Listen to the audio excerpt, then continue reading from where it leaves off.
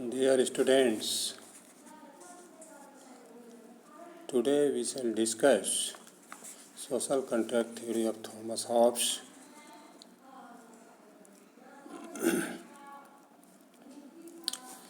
MA first semester का CC2 paper का ये पार्ट है।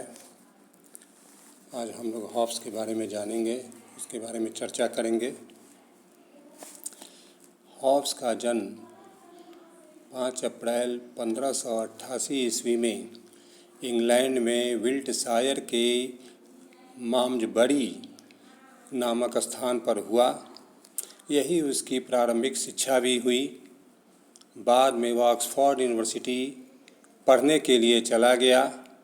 वहाँ से निकलने के बाद वह विलियम कैवेंडिश के पुत्र एवं उत्तराधिकारी का संरक्षक और अध्यापक हो गया।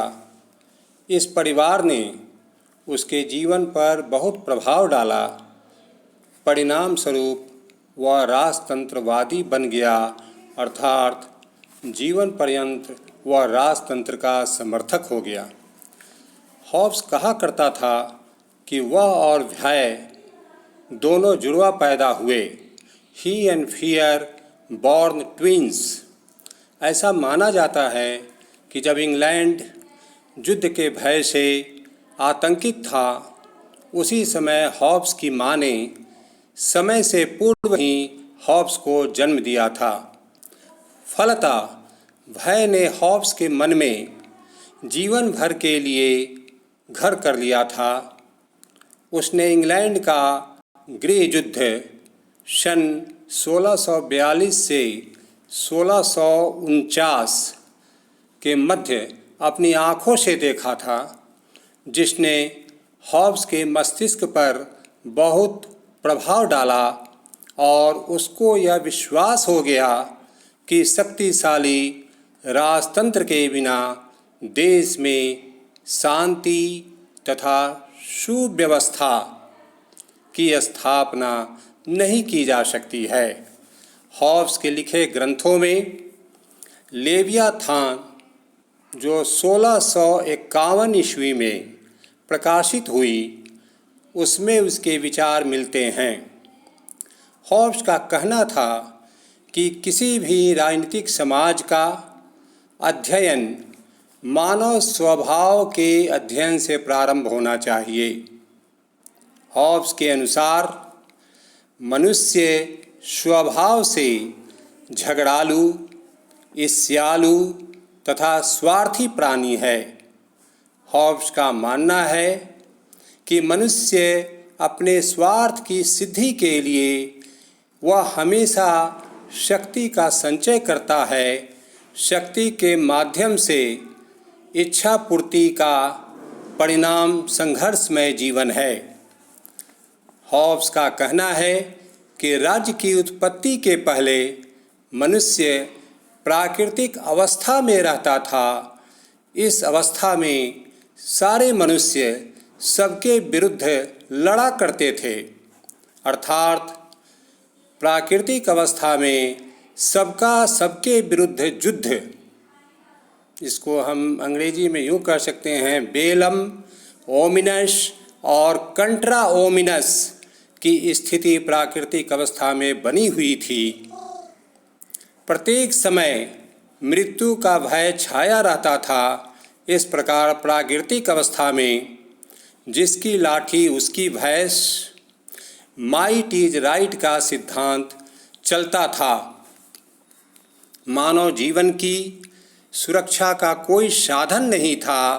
मानव को अच्छे बुरे का ज्ञान भी नहीं था। न्याय तथा अन्याय में कोई भेद नहीं था। व्यक्तिगत संपत्ति का भी कोई आधार नहीं था। हॉब्स के अनुसार प्राकृतिक अवस्था दुखदाई थी, अतः मनुष्यों ने इस अवस्था का अंत करना चाहा। हॉब्स के अनुसार सारे मनुष्य एक स्थान पर एकत्रित हुए और वे लोग एक समझौता किए। इस समझौते के में प्रत्येक व्यक्ति ने यह दोहराया कि मैं अपने ऊपर शासन करने का अधिकार त्यागता हूँ और यह अधिकार एक विशिष्ट अथवा व्यक्तियों के समूह को, कहने का मतलब यह है कि यह अधिकार एक व्यक्ति या व्यक्तियों के समूह को इस शर्त पर देता हूँ कि तुम भी अपना अधिकार त्यागो और शासन सत्ता के प्रत्येक कार्य को मेरी तरह उचित मानो। इस प्रकार मनुष्यों के मध्य एक समझौता हुआ और समझौते के आधार पर शांति एवं सुव्यवस्था स्थापित हुई। लेकिन इस समझौते ने मनुष्य को अधिकार विहीन कर दिया। संप्रभु के हाथ में समस्त अधिकार सौंपकर मानव अपनी स्वतंत्रता खो बैठा। इस संप्रभु को हॉब्स ने लेवियाथान का नाम दिया। हॉब्स के इस सामाजिक समझौते को देखने के पश्चात, इसका अध्ययन करने के पश्चात इसकी कुछ विशेषताओं पर हम प्रकाश डाल सकते हैं। इसकी क्या विशेषताएं हो सकती हैं, इसको हम लोग अब देखें। नंबर 1, समझौता सामाजिक है, सरकारी नहीं। हॉब्स के प्राकृतिक अवस्था के मनुष्यों ने एक ही समझौता द्वारा अपनी बर्बर, हिंसक तथा एकाकी मना परिस्थितियों को त्याग कर समाज के रूप में संगठित हुए। अतः संप्रभु समझौते के परिणाम स्वरूप उत्पन्न हुआ। जो संप्रभु समाज में हुआ वह समझौता का परिणाम था। नंबर 2 विशेषता, दूसरी विशेषता इसकी यह है कि समझौते का आधार भय था। हॉब्स के शब्दों में प्राकृतिक अवस्था से बचने के लिए एक सर्वमान्य शक्ति की आवश्यकता थी।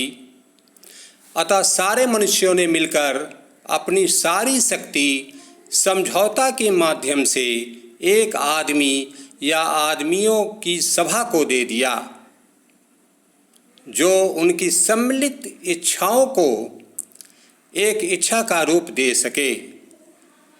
हॉब्स का यह भी कहना है कि यदि समझौता तोड़ा जाता है तो सारे मनुष्य पुनः प्राकृतिक अवस्था में पहुंच जाएंगे।